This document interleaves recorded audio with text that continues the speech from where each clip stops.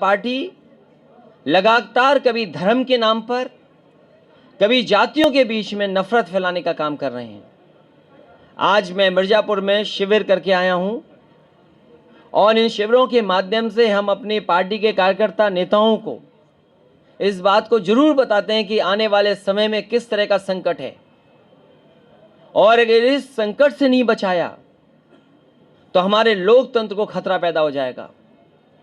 हम समाजवादियों की पहचान है, हमारा व्यवहार, हमारा रास्ता जो है वो सेकुलर है। हम जहाँ सोशलिस्ट हैं वहीं हम सेकुलर भी हैं, और सोशलिस्ट होना और उस रास्ते पे चलना कितना कठिन काम है, और उसी तरीके से कम्युनल होना बहुत आसान है। लेकिन अपने देश की संस्कृति और सेकुलरिज्म के रास्ते पे चलना मुश्किल है।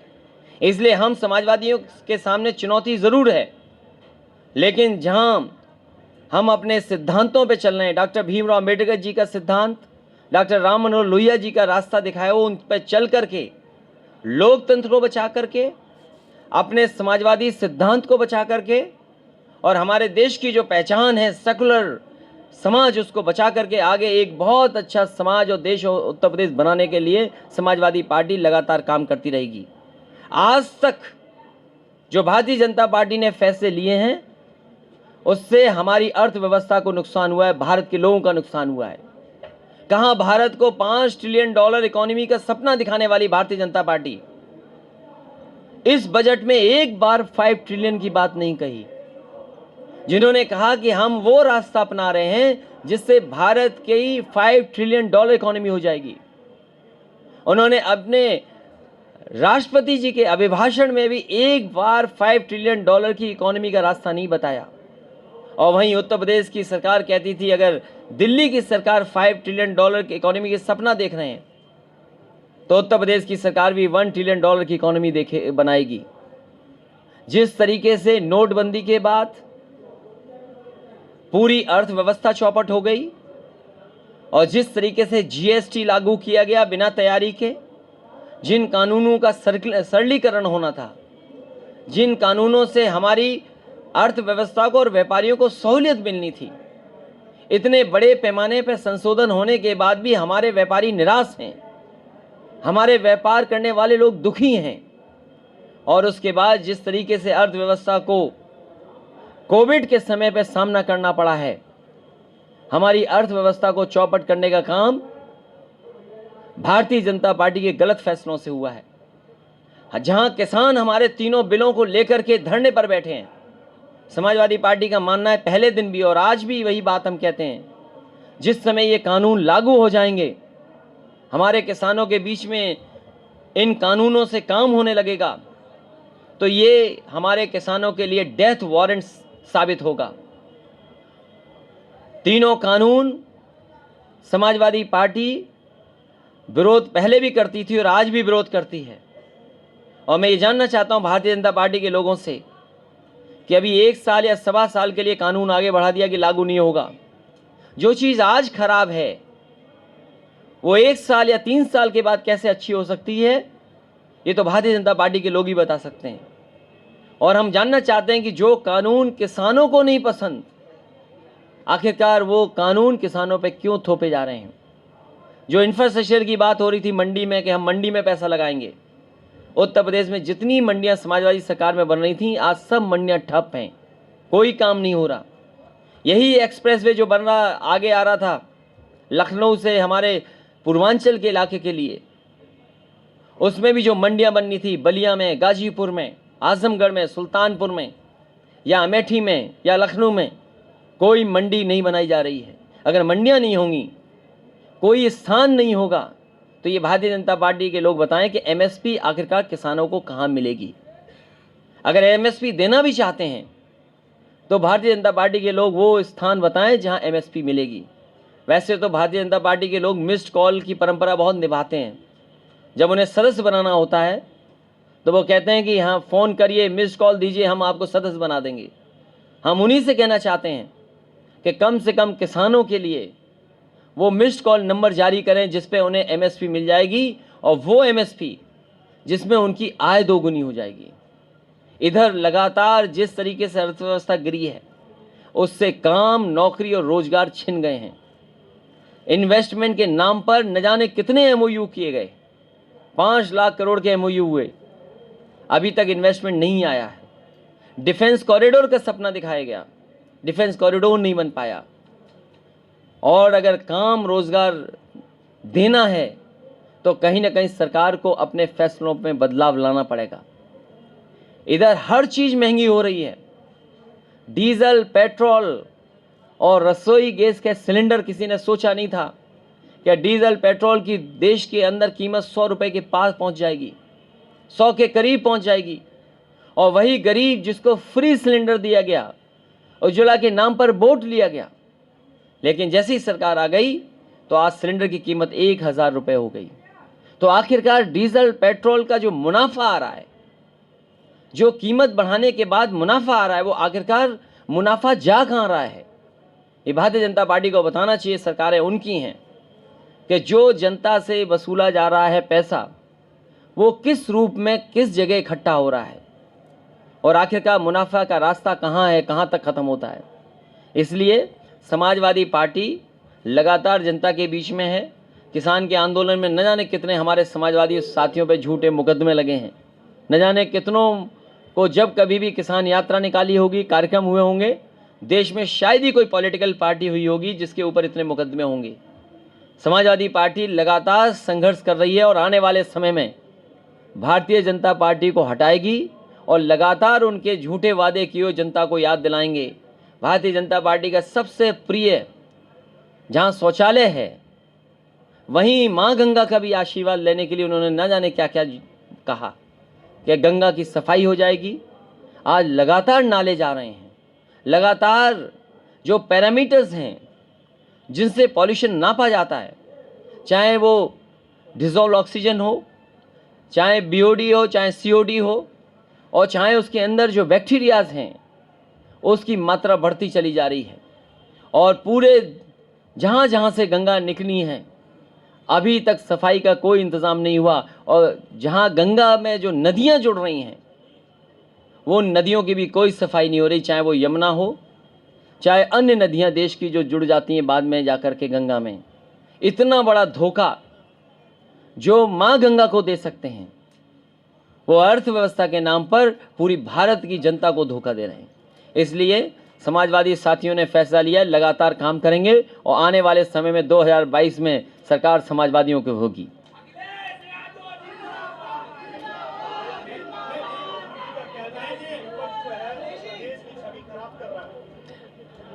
आप अगर उनके विधानसभा के भाषण सुन लेंगे, पूरे देश के इतिहास में और इस डेमोक्रेसी में, और खासकर उत्तर प्रदेश की जो विधानसभा के परंपराएं रही हैं, उसमें अनपार्लियामेंट्री वर्ड्स अगर सबसे ज़्यादा किसी ने इस्तेमाल किए होंगे तो वो भारतीय जनता पार्टी के मुख्यमंत्री हैं, और वो मुख्यमंत्री हैं जिन्होंने अपने मुकदमे भी वापस लिए हैं। अगर आपने सच दिखा दिया तो ठोक दिए जाओगे।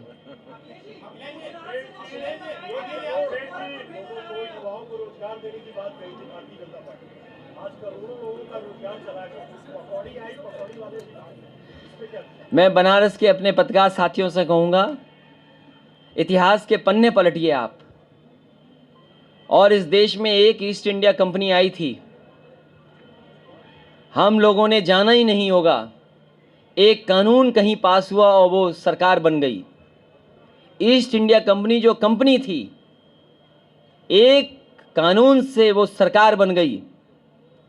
और हमारी सरकार जो है वो पता नहीं क्यों कंपनी बनने के रास्ते पे जा रही है।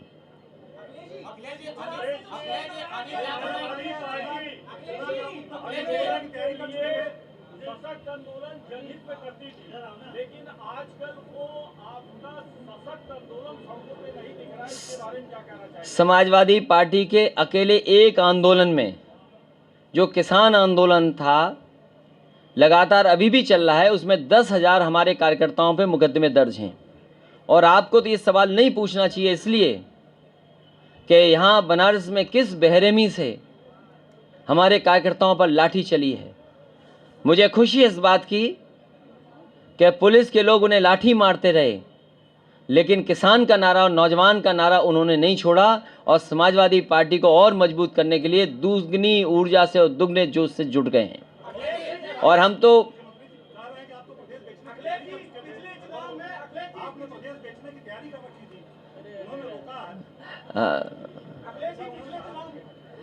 जो बात आप कह रहे हो एकदम सही कह रहे हो कि दिल्ली की सरकार बड़ी बड़ी चीजें बेच रही है और हमारे मुख्यमंत्री छोटी छोटी चीजें बेच रहे हैं। अगर भारत की सरकार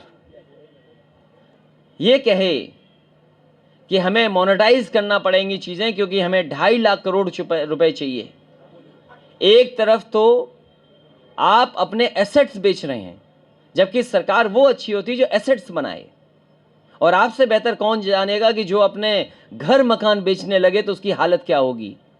और फिर बड़े सरकार पे तो बड़ी चीजें बेचने को हैं, हमारे मुख्यमंत्री जी पे तो छोटी चीजें बेचने को हैं। उन्हें अगर दिखाई दे गया तो छोटी चीज बेच देंगे।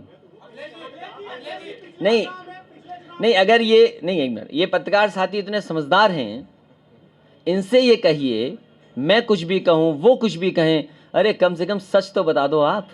और अगर आपने सच बता दिया तो जेल अच्छी है बनारस की कि नहीं?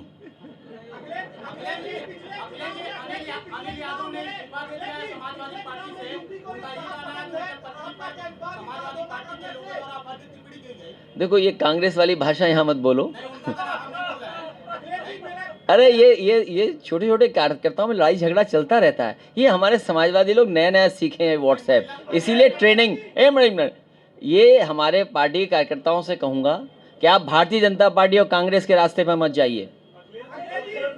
हम अपने समाजवादी कार्यकर्ताओं से कह रहे हैं कि आप लोग भारतीय जनता पार्टी की तरह भाषा इस्तेमाल मत करिए और कांग्रेस जैसी साजिश वाले रास्ते पर मत जाइए। आपका रास्ता साफ है, आपको लोकतंत्र बचाना है, आपको समाजवादी रास्ता अपनाना है, सेकुलर रास्ता आपको तय करना है।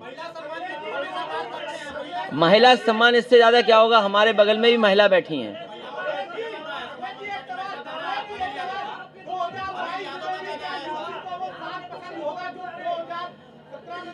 वो 7 बनारस के बाद छूट गया।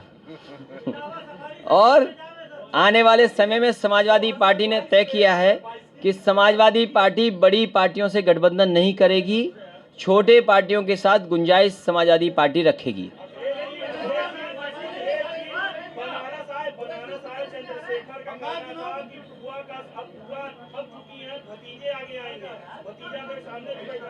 मुझे खुशी है इस बात की कि लोग ये कह रहे हैं कि आने वाली पीढ़ी आए, इसीलिए मैंने कहा नई हवा है, नई सपा है, बुजुर्गों का हाथ है और नौजवानों का साथ है। मैंने कहा कि बड़े दलों के साथ समझौता नहीं होगा, छोटे दलों को साथ लेने का काम समाजवादी पार्टी करेगी। समाजवादी पार्टी दक्षिणा देने पर भरोसा रखती है और वो गुप्त होता है। हमारी वैदिक परंपराओं में, हमारी माइथोलॉजी में, हमारे धर्म में चंदा शब्द कहीं नहीं है। और भारतीय जनता पार्टी ने अब चंदा शब्द ही बदल लिया जब से हमने चंदा पे सवाल उठाया। अब वो दूसरा शब्द इस्तेमाल कर रहे हैं। लेकिन याद कीजिए पहले दिन क्या कहा था, समाजवादी पार्टी दक्षिणा देती है, दक्षिणा देगी, इसमें कोई ऐसा नहीं है। अभी भी मंदिर होकर के आए, दक्षिणा दे करके आए। आज से 10 साल पहले भी हम किसी मंदिर में गए होंगे, वहां दक्षिणा दी है। ये फर्क समझिए, आप नई पीढ़ी की हैं, कम से कम ये बात तो आप समझिए। मैंने आपसे कहा कि समाजवादी पार्टी का रास्ता विकास का रास्ता है।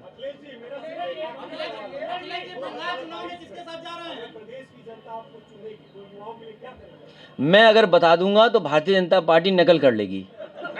और मैं नकल बताता हूं आपको, नकल बताता हूं।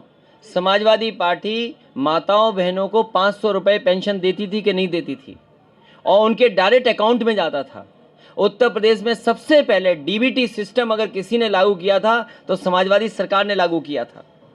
और अब हम कहते थे कि 500 रुपए महीना, और भारतीय जनता पार्टी कहती 6000 रुपए साल दे रहे हैं। तो फर्क क्या है?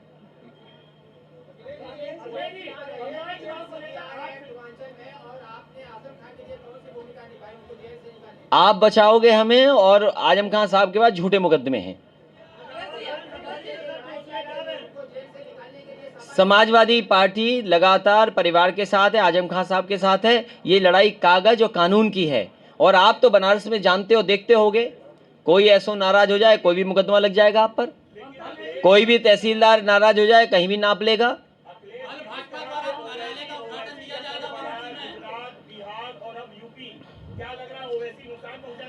यूपी की जनता बहुत समझदार है, यूपी की जनता बहुत जागरूक है। उत्तर प्रदेश की जनता विकास चाहती है। यहाँ का नौजवान लैपटॉप वही चाहता है जो आज भी चल रहा होगा। आप जाकर के बनारस में किसी वार्ड में दिखाइए, समाजवादी पार्टी का दिया हुआ लैपटॉप आज भी चल रहा होगा और उसके ऑन होने में आज भी नेताजी हम ही दिखाई दे रहे होंगे। और उत्तर प्रदेश की जनता चाहती है वरुणा साफ हो। अरे आपको सवाल पूछना चाहिए वरुणा पर। फंसा नहीं है, फंसाया हुआ है। आप भी शब्द गलत इस्तेमाल करते हो। ये रिवर, एक मिनट मैं ममता जी उस पर बोलूंगा मैं। ये जो रिवर्स साफ करने का तरीका है कि रिवर्स कैसे साफ बहे हमारे शहर में, जो गोमती मॉडल है, वही अंतोगतवा सरकारों को अपनाना पड़ेगा कि एक भी नाला नदी में न जाए। अगर कोई नाले का गंदा पानी जाए तो वो साफ होकर के जाए। और यही पहला गंगा एक्शन प्लान था। और आज भी भारतीय जनता पार्टी की सरकार ने इतने सालों के बाद गंगा नहीं साफ कर पाए। आप लखनऊ में 900 मीटर केवल सड़क जोड़ देंगे, पहला शहर होगा देश का जिसमें शहर के अंदर पूरी साफ सुथरी गोमती चल रही होगी।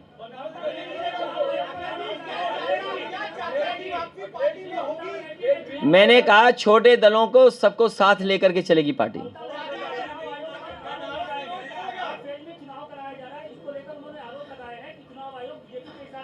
मैं मुख्यमंत्री ममता बनर्जी से पूरा सहमत हूं कि ये भारतीय जनता पार्टी की रणनीति है कि ज़्यादा से ज़्यादा फेस में चुनाव कराया जाए, जिससे ज़्यादा से ज़्यादा परेशानी पैदा की जाए। और मैं एक बात और उसमें जोड़ूंगा कि आदरणीय ममता बनर्जी जी को ये कहना चाहिए कि पोलिंग एजेंट के अंदर हर पॉलिटिकल पार्टी का एजेंट होना चाहिए। अगर एजेंट अंदर नहीं हुआ तो उम्मीद नहीं कर सकते हो कि फेयर इलेक्शन होगा। ये दिल्ली की सरकार और दिल्ली की जो फोर्स है वो आपके बूथ के जो एजेंट होते हैं उन्हें बाहर कर देते हैं। इसलिए मैं ममता बनर्जी जी को ये भी सुझाव देता हूं कि जहां 8 फेज की चुनाव पे उन्होंने सवाल उठाया है, वहां सवाल ये भी उठाएं कि बूथ के अंदर एजेंट नहीं होगा तो कहीं ना कहीं धोखा होगा। और यहाँ जितने हमारे लोग खड़े हैं ये बूथ के लोग हैं, ये जानते होंगे बूथ में एक भी समाजवादी पार्टी का कार्यकर्ता को नहीं बैठने दिया।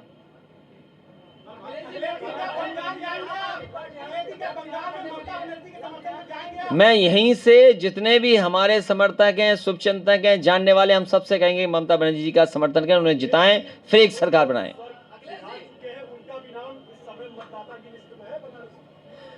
मैं आपसे कह रहा हूं कि इसीलिए ट्रेनिंग कैंप की जरूरत है।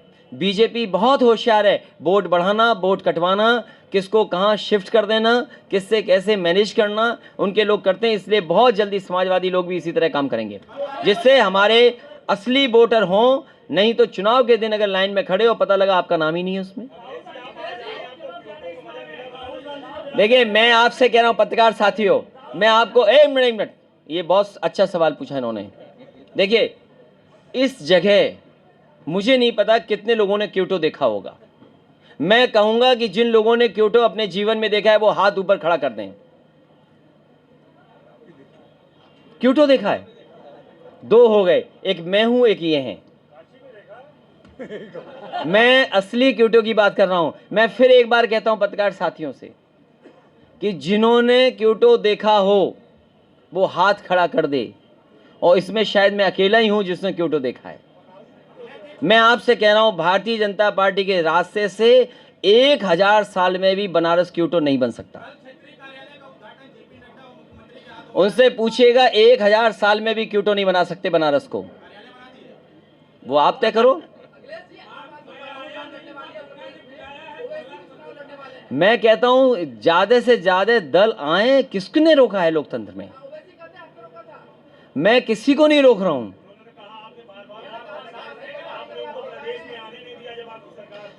तो उन्हें तो अच्छा लग रहा होगा कि और दूसरे लोग आने दे रहे हैं, लेकिन आइए उत्तर प्रदेश में, किसी रोकने की जरूरत नहीं है। उत्तर प्रदेश का वोटर समझदार है, इस बार वो देख रहा है 100 नंबर गाड़ी जो 112 हो गई।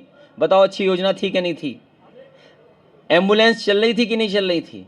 वर्णा कॉरिडोर, आपके फ्लाईओवर्स, आपके 4 लेन 6 लेन, आपका पूर्वांचल एक्सप्रेस समाजवादियों ने दिया। ये जो एक मिनट जो प्रधानमंत्री जी से शिलान्यास कराया गया, पूरी जमीन समाजवादी पार्टी ने ली थी, उसका अलाइनमेंट समाजवादी पार्टी का है। टेक्निकल जितना भी डॉक्यूमेंट्स तैयार करने थे वो समाजवादी सरकार के थे। अरे हमारे मुख्यमंत्री तो जानते नहीं है फ्लाईओवर कहाँ बनना है, कलवर्ट कहाँ बनना है, वे साइड एमिनिटीज़ क्या होती हैं, मीडियन क्या होता है। अरे हमारे मुख्यमंत्री जानते ही नहीं, इसलिए 4 साल से ज़्यादा समय लगा दिया। और दुर्भाग्य इस बात का है कि एक्सप्रेस वे से बनारस को नहीं जोड़ा गया। इससे बड़ा दुर्भाग्य क्या हो सकता है? आपके जोड़ने में कितना टाइम लगेगा? गाजीपुर में जिस हिस्से से जा रहा है, अगर एनएचआई के अलावा एक्सप्रेस वे से जुड़ जाता तो सोचो आप कैसी बात होती। तो आपको भी वही एक्सप्रेस वे पे चलने का मौका मिलता जिस तरीके से आप दिल्ली से लखनऊ चले जाते हो और 200 की भी स्पीड पता नहीं लगती कहाँ जा रही है।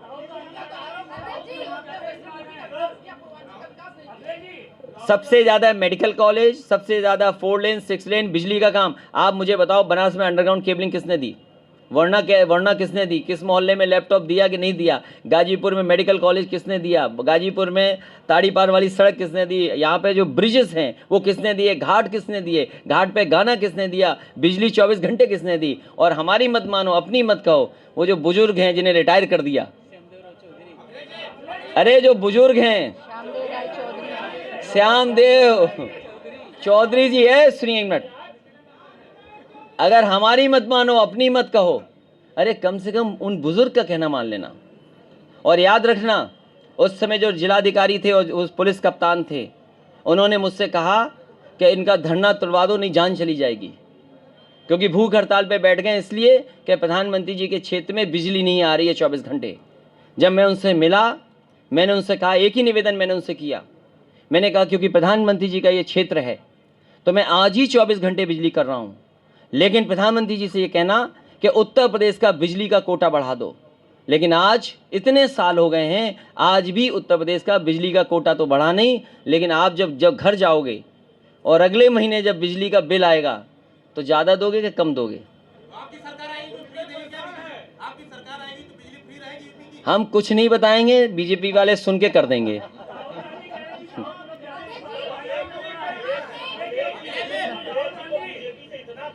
किसको? नहीं, हमें खौफ नहीं है, हमारे मुख्यमंत्री जी को लाल टोपी से खौफ है। और ये अगर आपका मोबाइल का लाल रंग देख लेना तो समझ लो क्या होगा आपके साथ।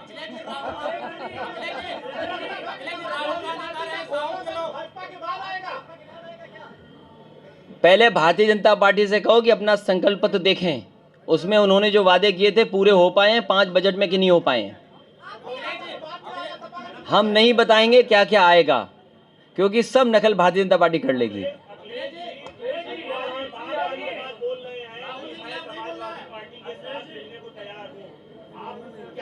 तो किसने रोका है? समाजवादी पार्टी ने कहा है कि छोटे दलों के लिए, सबके लिए हमारे पास गुंजाइश है। सभी छोटे दल, उनका दल नहीं है क्या? दल बोलो भाई, ये परिवारवाद वाली बात कर रहा है। नहीं, ये बात गलत है। बनारस में आए, बनारस से स्मार्ट कोई शहर है क्या? यहाँ की ठंडाई पीने के बाद यहाँ से स्मार्ट ज्यादा कौन हो सकता है? और फिर ये बताओ, अरे वो बात छोड़िए, स्मार्ट कौन क्या नहीं है,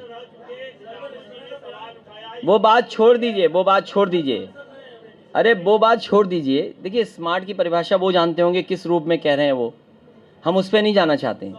आप नहीं,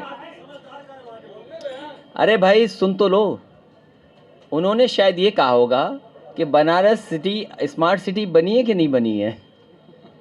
आपको स्मार्ट सिटी मिली कि नहीं मिली, वो कितने कदम आगे गया। और अगर स्मार्ट आदमी देखना ही है आपको, नीरज पहलवान सामने आ जाओ, यहीं खड़े रहो, इनकी खबर तो आपने भी चलाई है।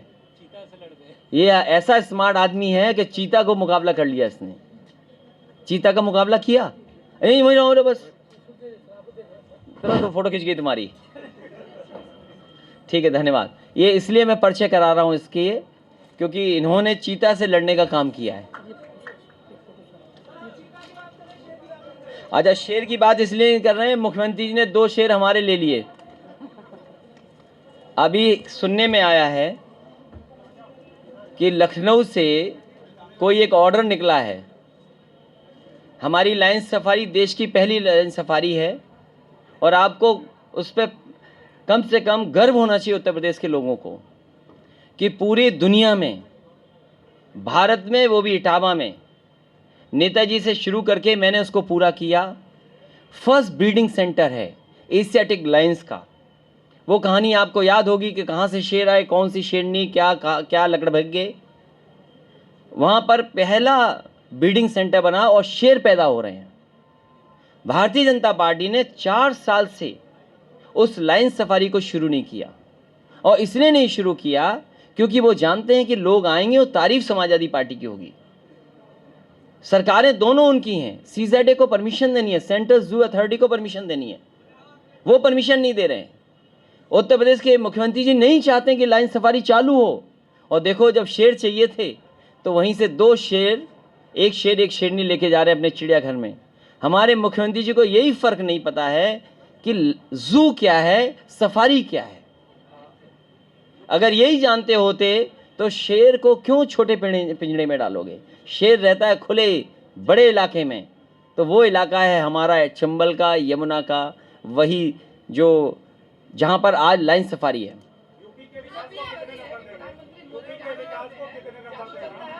यूपी के विकास को उन्होंने तो उद्घाटन किया, शिलान्यास किया, एमओयू का एमओयू किया। क्या नंबर दें अब उन्हें?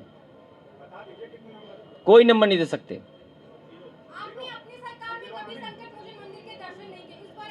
मैं सरकार से पहले भी गया था, संकट मोचन के पुजारी, और जब हमारा परिचय नहीं था, एमपी था मैं, तब गया हूं मैं संकट मोचन में। अरे हम न जाने कितनी बार गए हैं मंदिर में। लेकिन ये जमाना ऐसा है, बीजेपी ने कहा है कि अगर कोई पूजा करते हो तो उसका प्रचार करो।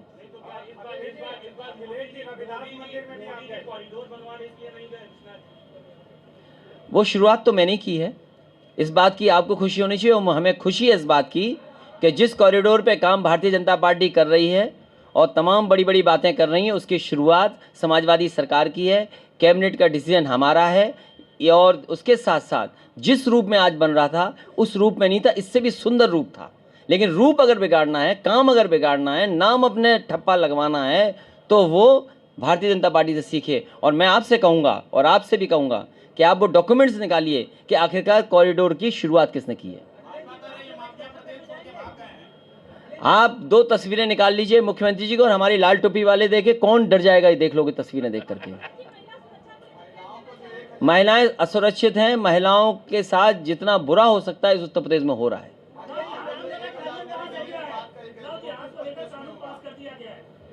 जबरदस्ती तो किसानों के कानून पास हुए दिल्ली में, वही तो मैं कह रहा हूं कि दिल्ली की नकल उत्तर प्रदेश कर रहा है।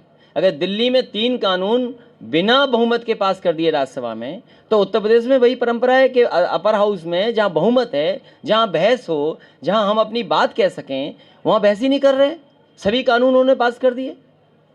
ये लोकतंत्र पे भरोसा रखने वाली पार्टी नहीं है। मैंने आपसे कहा कि दक्षिणा देने जाऊंगा, तो दक्षिणा कब दी जाती है? तो ठीक है, समझदार आदमी है।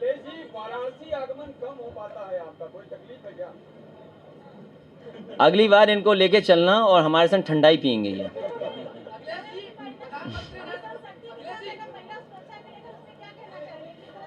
जो महिला सुरक्षा के लिए काम हुए थे 1090, अलग से पुलिस को इंस्ट्रक्शंस थे, वो अगर आज भी सरकार चाहे तो पुलिस को इंस्ट्रक्शन दे दे तो महिलाएं सुरक्षित होंगी। लेकिन पुलिस केवल इसलिए इस्तेमाल कर रहे हैं कि विरोधी लोगों को परेशान कर लो। विरोधी लोग कहाँ हैं, उन पर झूठे मुकदमे लगा दो।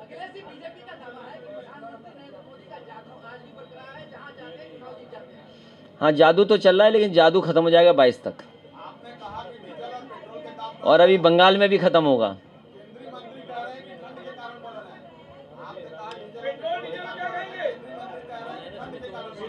किसकी वजह से? और एक मंत्री ऐसे थे, कहते थे कि अगस्त में बच्चे मरते ही हैं, मरते हैं। तो आप बीजेपी के बारे में क्या कहोगे, क्या तर्क दे रहे हैं? वजह से पेट्रोल डीजल की कीमतें बढ़ रही हैं। क्या मौसम से कीमतें बढ़ती घटती है क्या? धर्मेंद्र प्रधान जी का इसी सर्किट हाउस में मौजूद है। अब उन्हें गर्मी लग रही होगी, एसी बंद कर लें, गर्मी लगेगी, रेट अपने आप डाउन हो जाएगा।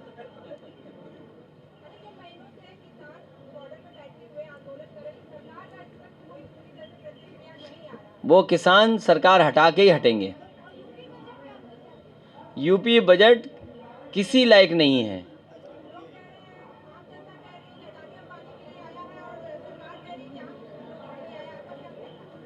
अब जनता तो क्योंकि समझदार है, वो जानती है जनता कि किधर जा रहा है देश, इसलिए वो ये बात कह रहे हैं।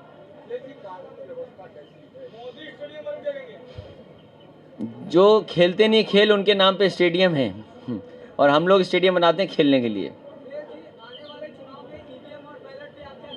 बैलेट पे आप भी पड़वा दो वोट, तो हम तैयार हैं उसके लिए।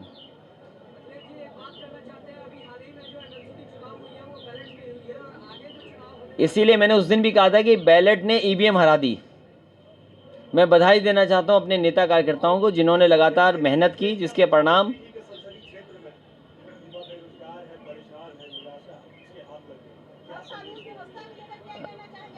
मैं आपके माध्यम से और हमारे जितने भी समाजवादी साथी हैं, मैं इतना ही कहना चाहता हूं कि अगर भारतीय जनता पार्टी रहेगी तो काम, रोजगार, नौकरी किसी के हाथ में नहीं आएगी। जो वादा किए हैं उसके विपरीत काम भारतीय जनता पार्टी करती है। याद कीजिए, नोटबंदी में कहा कि भ्रष्टाचार खत्म हो जाएगा। क्या भ्रष्टाचार खत्म हो गया? आज बाजार में न जाने कितने गुना पैसा सर्कुलेट हो रहा है। इसलिए काम, नौकरी, रोजगार, अर्थव्यवस्था तभी बेहतर होगी जब भारतीय जनता पार्टी यहाँ से साफ हो जाएगी। हमें उम्मीद है कि उत्तर प्रदेश की जनता आने वाले समय में भारतीय जनता पार्टी को हटाएगी। धन्यवाद।